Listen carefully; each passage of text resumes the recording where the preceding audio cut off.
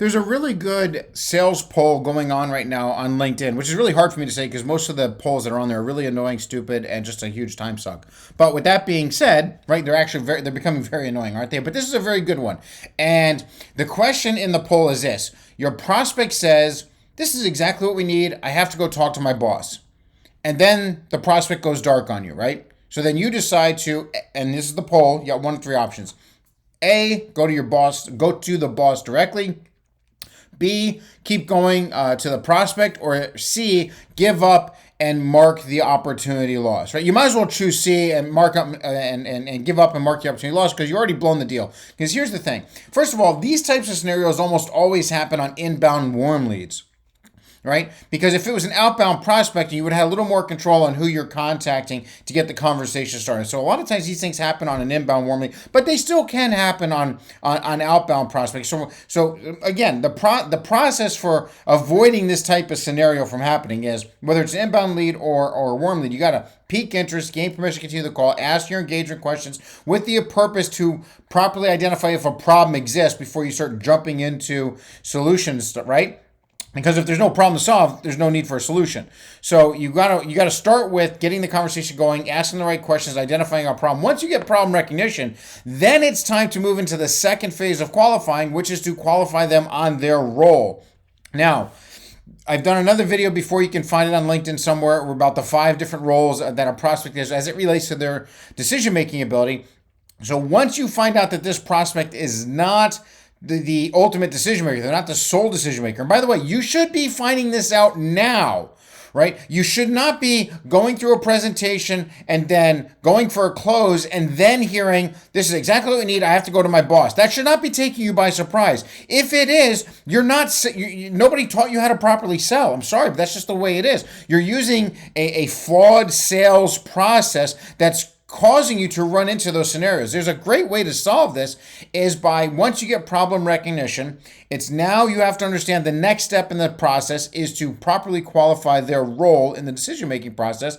And when you find out what their role is, if they're not the sole decision maker, one of the things I do to avoid this scenario from happening later on is this. I ask a very simple question, just out of curiosity.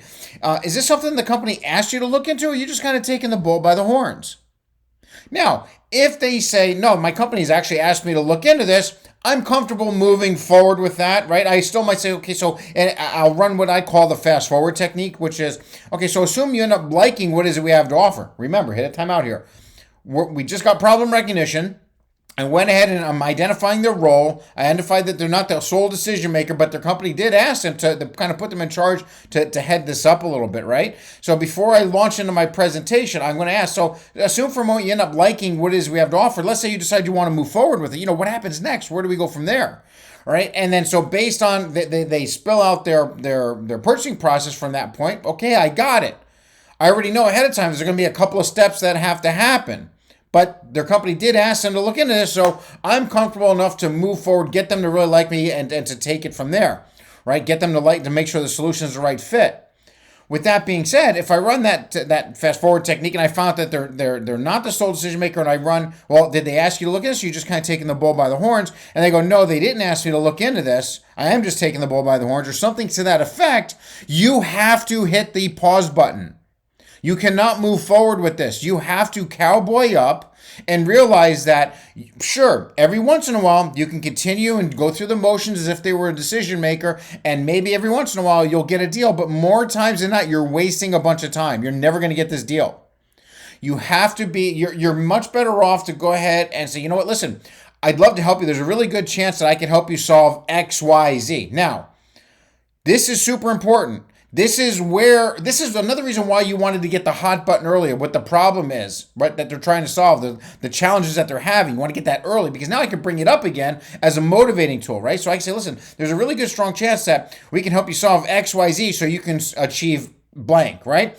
But if we move forward right now without the people that need to sign off on this involved in the conversation, you stand almost no chance of getting this. But if we hit the pause button and we get them involved, you stand a much better chance of getting what you're after. So how do you recommend we get them involved? Now, isn't that much better than saying, well, can I speak to your boss? Which is going to be an immediate no.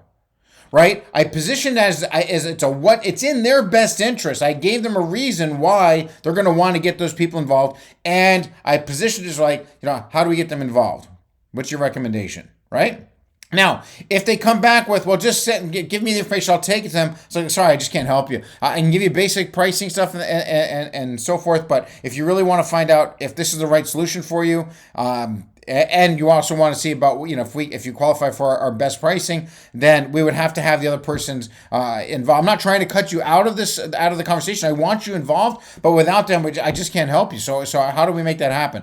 And listen, if they get pissed off and hang up and they don't want to do business, and when they say all kinds of nasty things, nobody in business that is a real decision maker, or part of the decision making thing, or is part of a company that was going to buy from you anyway, they're never going to act negatively for you when you handle it in a professional manner like that. When you do get somebody that's really pissed off and responds negatively to you because you're not willing to move forward and explain everything, even though their company wasn't asking them to look into it, you're just saving yourself a bunch of aggravation, right? Remember, your job is not to close every prospect that you come across. That's not your job. Your job is to close every qualified prospect as fast as possible, right? And in order for them to close, for them to be qualified, part of qualifying is making sure that they can either make the decision, they're part of the decision-making team, or they can influence it and the company was asking them to look into it. All right, I hope this helps. Take care.